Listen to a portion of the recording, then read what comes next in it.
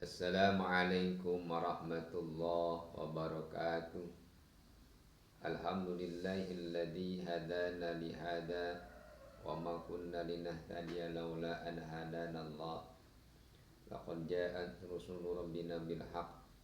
Alhamdulillahilladzi ja'alana muslimin. Allahumma tawaffana muslimin. La mubaddilin wa la mughayyirin bi rahmatika ya arhamar rahimin. Allahumma salli ala sayyidina Muhammadin al-fatihi li jami'il alamin wa syafi'il mudnibin wa qaidil gurril muhajjalin wa ala alihi amhuril kamilin wa ashabil hadin al-muhtadin ila yaumiddin. Bismillahirrahmanirrahim. Talabuka minhu ittihamun lahu. Permohonanmu karena pasrah kepada Allah atas semua pemberiannya menunjukkan perhatian besar untuk Allah, bahwa Allah itu maha tahu sebelum kita memintanya. Pertama-tama marilah kita panjatkan puja syukur kepada hadirat Allah Subhanahu wa taala. Salawat salam semoga tercurah limpah ke baginda alam habibana wa nabiyana Muhammad sallallahu alaihi wasallam. Pada kesempatan yang berbahagia ini Al-Fakir akan menjelaskan tentang pasal ke-29. Dalam pasal 29 itu panjang makalahnya, tapi akan satu sempil, satu makalah, tidak semuanya kita bacakan, cuma dibacakan sepenggalnya saja. Talabuka minhu ittihamun lahu. Dalam artinya permohonanmu karena pasrah kita kepada Allah Subhanahu wa taala sebagai pemilihan Allah dan pemilihannya kepada kita, menunjukkan perhatiannya yang besar untuk Allah, bahwa Allah itu maha tahu sebelum kita meminta. Retorika kita dalam berdoa dari para hamba menunjukkan kedekatan hamba dengan pada Allah Subhanahu wa taala. Jadi ketika kita berdoa kepada Allah Subhanahu wa taala, berbagai cara hamba Allah meminta dijabah doa oleh Allah Subhanahu wa taala. Berbagai cara mempunyai retorika masing-masing. Di sini ada pengungkapan bahwa Allah itu maha tahu sebelum kita meminta. Kita meminta, walaupun kita tidak meminta, Allah pun sudah memperhatikan kepada kita. Dalam berarti, kalau secara umum, secara akal, kenapa kita harus meminta? Gitu. Karena kita itu sudah diperhatikan oleh Allah Subhanahu wa taala. Walaupun kita berdoa, walaupun kita tidak berdoa, Allah tetap memberikan rezeki kepada kita. Walaupun kita berdoa ataupun tidak berdoa, Allah tetap memberikan umur kepada kita. Walaupun kita berdoa, walaupun kita tidak berdoa, Allah tetap memberikan jabatan kepada kita dan lain sebagainya. Itu dalam retorika yang akhirnya orang yang berpemahaman karena Allah karena Allah memberikan apa yang kita minta, akhirnya dia tidak berdoa. Itu pemahaman yang keliru. Kita tetap berdoa walaupun Allah mengijabah, memperhatikan apa yang kita minta. Jadi jangan sampai kita berdoa itu ada retorika yang kedua. Orang berdoa itu karena kalau kita berdoa Allah tidak mengijabah, berarti kita udah suudzon kepada Allah. Banyak orang yang tidak berdoa tapi Allah kabulkan. Orang yang tidak minta kaya, Allah kasih kekayaan. Allah yang tidak minta pintar, Allah kasih kepintaran. Allah yang tidak minta jabatan, orang yang tidak minta jabatan, Allah kasih jabatan. Orang yang tidak minta turunan soleh, Allah kasih orang tuanya yang soleh. Allah itu yang tidak minta anaknya yang soleh-soleha, Allah kasih anaknya soleh-soleha. Banyak orang tua yang orang tua jelek tapi anaknya soleh-soleh. Itu Allah kasih, tidak dipinta. Dan banyak orang tuanya soleh-soleha yang selalu meminta kepada Allah supaya anaknya soleh, Allah kasih anaknya tidak soleh. Ya. Seperti itu. Dalam arti walaupun Allah telah memberikan kepada kita, tetap kita harus berdoa.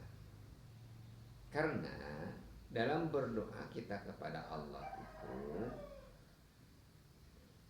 kita berdoa kepada Allah itu ada retorika yang pertama, berdoa karena minta ijabah dari Allah Subhanahu wa taala. Tapi dalam hal ini berdoa diijabah ataupun tidak berijabah oleh Allah, kita harus berdoa. Mengapa harus kita berdoa? Bukan artinya berdoa untuk diijabah oleh Allah, tapi berdoa itu adalah satu, doa adalah bentuk ketaatan. Doa adalah merupakan ibadah pada Allah. Mengapa kita harus berdoa? Yang kedua, karena doa bisa menyelamatkan kita dari kesombongan. Mengapa kita harus berdoa kepada Allah? Yang ketiga, doa akan melapangkan dada kita yang sempit. Allah lapangkan dada kita menjadi tenang. Itu dengan berdoa. Jadi berdoa itu dalam retorika yang pertama ini bukan untuk menyebut ijabah doa. Karena walaupun kita berdoa tidak berdoa, ijabah sudah Allah pernah tentukan. Dalam retorika yang ini, seorang hamba berdoa kepada Allah itu intinya karena untuk adalah bentuk ketaatan kita kepada Allah Subhanahu wa taala. Dengan berdoa kepada Allah akan memberikan bentuk ketaatan kita kepada Allah, karena berdoa itu adalah ibadah. Jadi ibadah itu bukan hanya sholat, berdoa itu bukan hanya puasa, berdoa itu bukan hanya saum, berdoa itu bukan hanya melaksanakan ibadah haji dan umroh. Berdoa itu bukan hanya wiridan, membaca Al-Quran, zikir, bukan hanya itu. Berdoa pun itu adalah ibadah. Jadi ketika kita mengangkatkan tangan kita untuk meminta kepada Allah, itulah ibadah. Banyak orang yang berprasangka bahwa doa itu bukan ibadah, padahal mengangkatkan tangan itu adalah ibadah. Banyak orang yang menyangka bahwa beribadah cuma wiridannya saja, karena berdoa itu hanya meminta kepada Allah. Justru memintanya itu adalah beribadah kepada Allah, adalah bentuk ketaatan kita kepada Allah. Karena bentuk ketaatan ibadah itu, orang yang berdoa pasti akan diijabah. Orang yang berdoa pasti akan diberikan pahala oleh Allah Subhanahu wa taala. Mengapa kita harus berdoa akan beribadah kepada Allah sebagai ketaatan, sebagai bentuk ketaatan kita kepada Allah? Ibaratkan seorang anak. Kalau seseorang anak itu mentaati kepada orang tuanya, maka tanpa meminta pun orang tua akan sayang. Tapi harus meminta juga anak, karena kita tidak tahu kebutuhan anak tersebut. Begitu juga Allah. Allah meminta kita kepada Allah, ataupun kita tidak meminta kepada Allah. Allah Maha tahu, Allah tahu karena pada hati kita. Tapi dalam berdoa itu, karena kita berdoa kepada Allah dengan niat ibadah kepada Allah, maka Allah akan memberikan rahmatnya, kasih sayang. Walaupun dia tidak meminta, dengan berdoanya rahmatnya, dalam arti kasih sayang Allah akan diberikan kepada kita. Yang berdoa tidak pernah dijabah umpamanya oleh Allah, dia tahu bahwa Allah akan mengijabah kapan, terserah Allah. Tapi yang pertama yang akan dijabah oleh Allah, kasih sayang Allah akan diberikan kepada orang yang berdoa kepada Allah. Seperti seorang orang tua akan menyayangi orang yang anaknya yang taat. Sebelum disuruh anak itu sudah taat. Sebelum suruh orang anak itu suruh ngepel, anak sudah ngepel. Sebelum suruh anak untuk mandi, anak sudah mandi. Sebelum suruh untuk mencuci pakaian, untuk mencuci wadahan, anak sudah mencucinya. Sebelum disuruh orang tua, akhirnya orang tua akan merasa kasih sayang kepada anak tersebut. Dan yang kedua, apabila anak itu seorang itu dikasih orang tua, maka Allah akan menyempurnakan kebutuhan sebelum dipinta.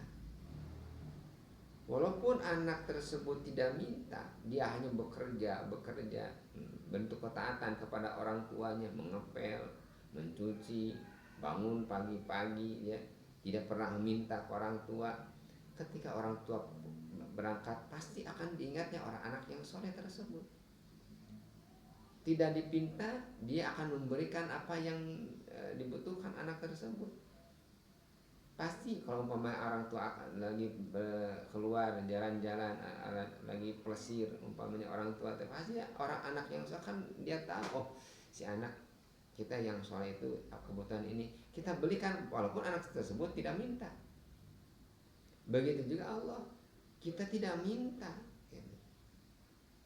Allah tahu kebutuhan kita. Allah akan menyempurnakan kebutuhan kita walaupun kita tidak meminta kepada Allah Subhanahu wa Ta'ala. Dengan berdoa seperti itu, karena doa itu ibadah, maka orang yang beribadah kepada Allah itu akan disempurnakan nikmatnya oleh Allah Subhanahu wa Ta'ala. Selanjutnya, orang yang berdoa kepada Allah dalam bentuk ketaatan adalah Allah akan menjauhkan dari azab, dari siksa di dunia maupun siksa di akhirat. Harusnya kita tertimpa bencana alam, ada longsor, ada kebakaran rumah, ada tabrakan di jalan, harusnya dalam takdir Allah. Tapi dia sering berdoa kepada Allah, Allah akan selamatkan dia dengan azab dari adab Allah di dunia. Padahal dia tidak minta. Begitu juga azab di akhirat. Dia tidak minta untuk diselamatkan dari api neraka, dan berdoa kepada Allah, ya Allah akan selamatkan nanti di akhirat. Karena bentuk ketaatan dia dalam berdoa kepada Allah. Karena doa itu bukan minta diijabah doa hajat kita, tapi berdoa itu adalah bentuk ketaatan kita kepada Allah Subhanahu wa Ta'ala. Itu adalah mengapa kita harus berdoa. Yang kedua, mengapa kita harus berdoa? Karena berdoa itu akan menyelamatkan kita dari sifat sombong. Dengan berdoa, kita akan dibersihkan dari sifat sombong. Hakikat manusia itu adalah fakir. Manusia itu miskin, butuh adanya fakir. Manusia itu bodoh, manusia itu hina, manusia itu papa, manusia itu tidak punya apa-apa. Lalu Allah memberikan dari sifat alimnya, yang aslinya bodoh, akhirnya Allah kasihkan kepintaran, menjadi orang yang berilmu. Dan alim itu adalah sifat Allah. Manusia itu butuh, manusia fakir. Allah turunkan sifat geni, maha kayanya. Akhirnya manusia tersebut menjadi kaya, dan kekayaan itu adalah milik Allah, sifatnya Allah. Manusia itu adalah biasa-biasa, tanpa kekuasaan, tanpa jabatan. Allah kasihkan sifat aziznya Allah, akhirnya manusia mempunyai jabatan. Gitu.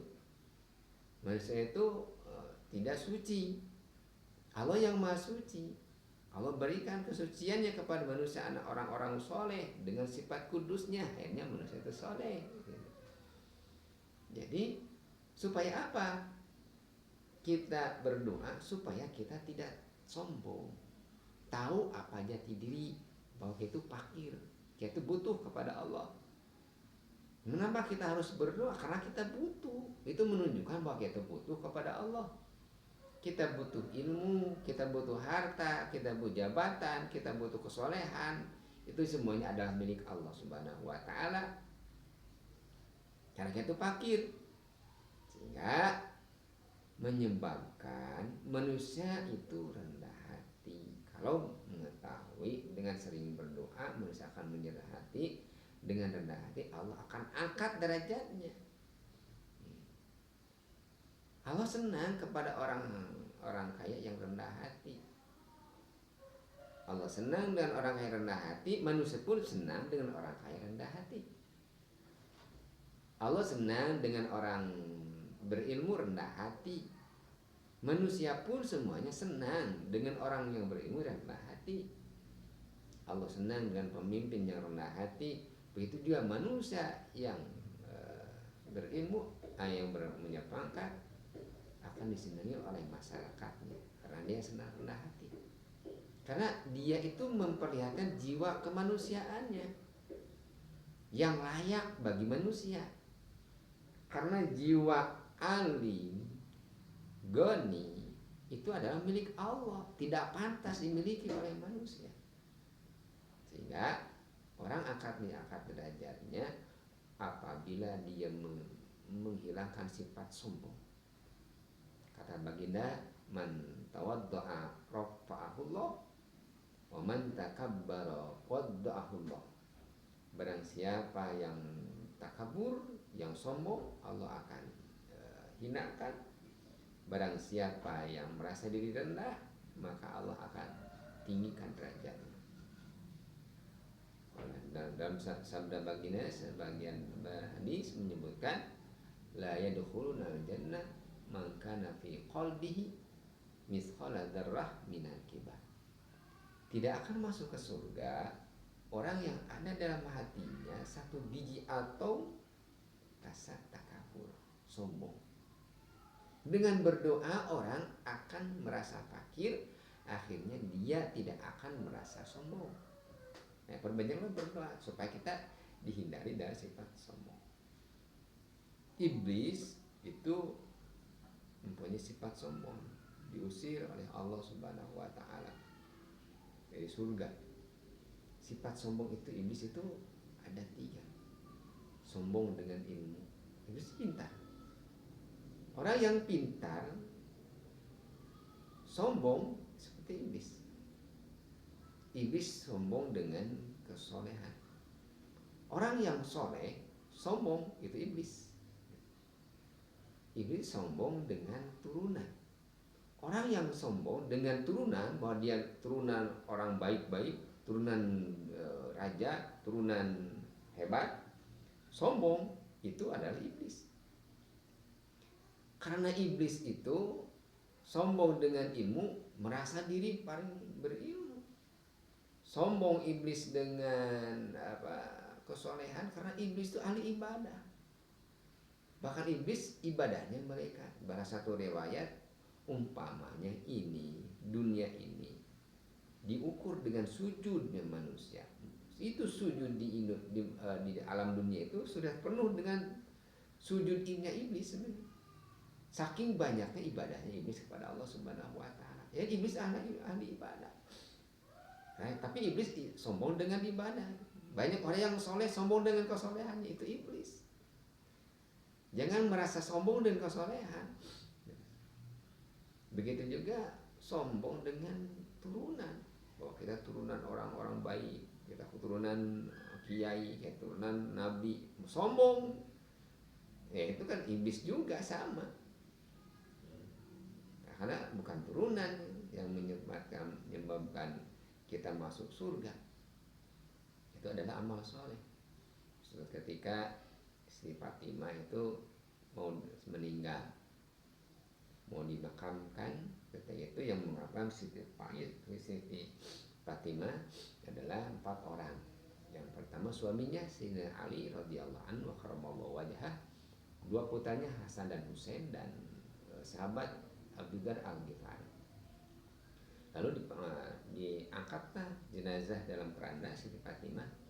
Ketika mau dimasukkan ke liang lahat, maka Abu Dzar Al-Ghifari berpidato. Kata Abu Dzar Al-Ghifari, "Wahai tanah, apakah tahu siapa yang datang ini?" Kata Abu Dzar Al-Ghifari. Lalu Abu Dzar Al-Ghifari menjawab sendiri. Kata Abu Dzar Al-Ghifari, "Ini adalah Siti Fatimah." Tahu siapa Siti Fatimah? Siti Fatimah itu adalah binti Rasulullah, putrinya Rasulullah Muhammad sallallahu alaihi wasallam. Kata Abu Dzar Al-Ghifari, "Tahu siapa ini Fatimah?" Kata si Fatimah, "Ini Fatimah adalah istrinya Sayyidina Ali Rasulullah radhiyallahu anhu wa karramallahu wajhah." Wahai tanah, tahu siapa ini Siti Fatimah? Siti Fatimah adalah ibundanya Sayyidina Hasan dan Husain. Ketika Sayyidina Abu Dzar Al-Ghifari berpidato sebelum Siti Fatimah dimasukkan kepada yang lahat, maka dengan senantiasa terdengarlah hatib suara tanpa kelihatan wujudnya orangnya, terdengar oleh Abu Dzar Al-Ghifari. Apa kata hatib itu? "Ma'anna mu'adul hasab walan nasab walakinni mu'adul amal salih." Gitu. Kata tanah itu menjawab, "Wahai Abu Dzar Al-Ghifari, aku bukanlah tempat menghitung-hitung keturunan, tapi aku ada tempat amal soleh. Tidak akan selamat dariku," kata tanah, "kecuali orang yang kasuro amaluhu," kata tanah, "wa khalasa qalbuhu." Lalu wasalima, orang yang banyak kebaikannya, orang yang soleh, ikhlas hatinya, orang yang ikhlas hatinya, orang yang soleh banyak kebaikannya dan selamat hatinya, maka dia akan selamat di alam barzahnya. Yaitu sifat sombong itu sifat iblis, merasa diri angkuh dengan jabatan, turunan, keilmuan. Harta juga jangan kita sombong, karena ada juga yang sombong, yaitu Fir'aun yang mengaku Qarun itu keluar dengan membawa 40.000 orang, 600.000 orang pelayan, laki-laki dan perempuan, 300.000 perempuan pelayannya, 300 perempuan dan 300 laki-laki, 600 pelayan. Lalu membawa 400.000 pengawal yang mengawalnya, lalu membawa 600 binatang ternak, 600.000 binatang ternak, dan membawa 60 ekor unta. Dan satu ekor untanya itu membawa kunci gudang pembedahan harta Qarun. Qarun karena hartanya banyak, kuncinya saja dibawa oleh 60 ekor unta. Umpamanya satu ekor unta 1 kintal, berarti 60 ekor unta berarti 60 kintal. Kuncinya saja, belum gudangnya, emasnya belum, berapa ribu, berapa ton yang ada di pembendaharaan gudang-gudang kekayaan Qarun. Tapi Qarun merasa bahwa kekayaannya milik sendiri, bukan milik Allah. Akhirnya tenggelamkan harta menjadi harta Qarun. Orang yang jabatannya merasa paling tinggi, ya Fir'aun mengaku Tuhan, tenggelamkan dia, dihinakan oleh Allah Subhanahu wa taala. Orang yang berdoa kepada Allah Subhanahu wa taala, Allah akan bersihkan hatinya dari sifat sombong. Karena dia meminta, merasa butuh kepada Allah. ilmunya Allah yang kasih, hartanya ilmu yang kasih, jabatannya Allah yang kasih, bukan dari dia pribadi, karena itu adalah orang fakir. Kita pribadi adalah fakir, kita dikayakan oleh Allah, kita diberi ilmu oleh Allah, kita diberi jabatan oleh Allah, dan kita pun diberi kesehatan oleh Allah, diberi kesolehan juga oleh Allah Subhanahu wa taala. Itu yang kedua. Yang ketiga, mengapa kita harus berdoa kepada Allah? Itu adalah supaya kita dibersihkan, dilapangkan dada kita oleh Allah Subhanahu wa taala. Orang yang berdoa hatinya akan tenang. Kenapa kita harus berdoa? Supaya hati kita tenang. Orang yang hatinya tenang, lapang dada disebutnya, dadanya lapang, tenang hatinya, maka dia akan senantiasa nardho bi qadaillah, menerima apa yang ditakdirkan oleh Allah kepada kita. Itu ada dua. Kita berdoa kepada Allah, lalu kita menerima. Akhirnya Allah memberikan sifat tenang.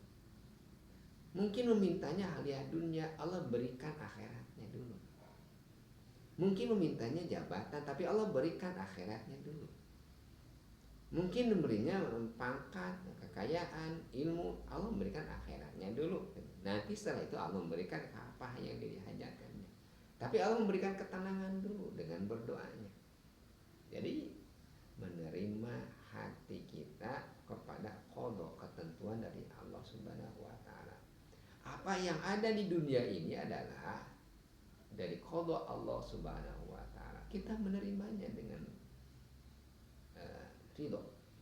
Nardho bi qadaillah. Orang yang berdoa kepada Allah, Allah kita akan merasa akan ridho kepada ketentuan yang ditentukan oleh Allah kepada kita. Dan yang selanjutnya, orang yang berdoa kepada Allah akan ke lapangan. Orang yang lapang itu akan menerima kelebihan dan kekurangan diri kita sendiri maupun kelebihan orang lain. Jadi tidak ada sifat hasud, tidak menginginkan hilangnya orang lain. Orang hasud itu bahagia ketika orang susah ketika orang melihat orang bahagia. Itu orang hasud. Dia orang hasud itu kalau orang lain bahagia kita susah, tapi kalau orang lain susah dia bahagia. Orang mukmin itu jangan ada sifat seperti itu.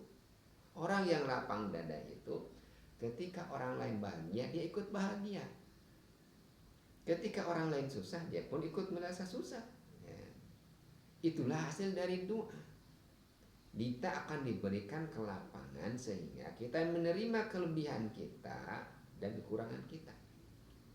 Kelebihan kita, Allah misalnya memberikan kelebihan kita, ilmu kita, maka kelebihan dari kita, ilmu kita harus bermanfaat kepada orang lain. Allah memberikan kelebihan dari kita adalah berusaha harta, maka harta kita harus berinfak kepada orang lain. Itu kelebihan kita. Tahu orang yang berlapang dada itu. Orang Allah memberikan kepada kita jabatan, pangkat, maka kita harus mengurus menjadi seorang yang bermanfaat kepada seluruh manusia. Itulah orang yang berdoa akan menerima kelebihan.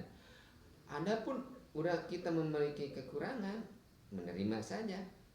Kita orang lain lebih dari kita menerima. Orang lain kaya, kita pikir, kita mendoakan orang kaya supaya kekayaannya bermanfaat.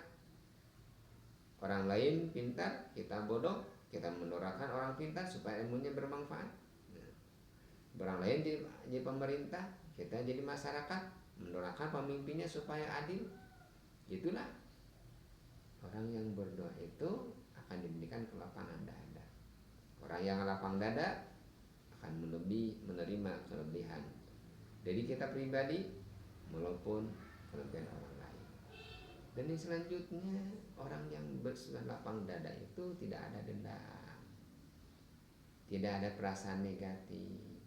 Orangnya husnudzon, tidak pernah suudzon, ya tidak senang buruk sangka, baik sangka semuanya kepada siapapun. Kepada orang soleh dia baik sangka, kepada orang yang banyak yang bermaksiat dan bermaksiatnya dia baik sangka, kepada orang tua dia baik sangka, kepada orang muda dia baik sangka, kepada pun, karena hatinya sudah dibersihkan Allah Subhanahu wa taala dengan sifat husnul. Itu diberikan dari sifat lapang dada. Dan yang terakhir, orang yang lapang dada itu senantiasa nashkuru bil qalil minar rizki. Dia akan menyukuri yang sedikit dari urusan rizki. Ya, rizki itu akan senantiasa dia syukuri walaupun rizki itu sedikit. Karena dengan menyukuri rizki yang sedikit, Allah akan menambahkan rizki yang lebih besar. Jadi ulang lagi tadi kesimpulannya, telah bukan minhu ittihamul lahu. Jadi orang berdoa kepada Allah itu ada retorikanya. Yang pertama yang tadi disebutkan, yaitu berdoa untuk dijabah oleh Allah. Dan dalam makalah ini memutarakan bahwasanya walaupun kita tidak berdoa, Allah pasti mengijabah. Oleh karena itu dalam berdoa kita itu harus mempunyai niat yang baik. Itu diantaranya niat kita berdoa adalah beribadah kepada Allah Subhanahu wa taala. Terima kasih atas perhatiannya. Wallahu muwaffiq ila aqwamit thoriq. Wassalamualaikum warahmatullahi wabarakatuh.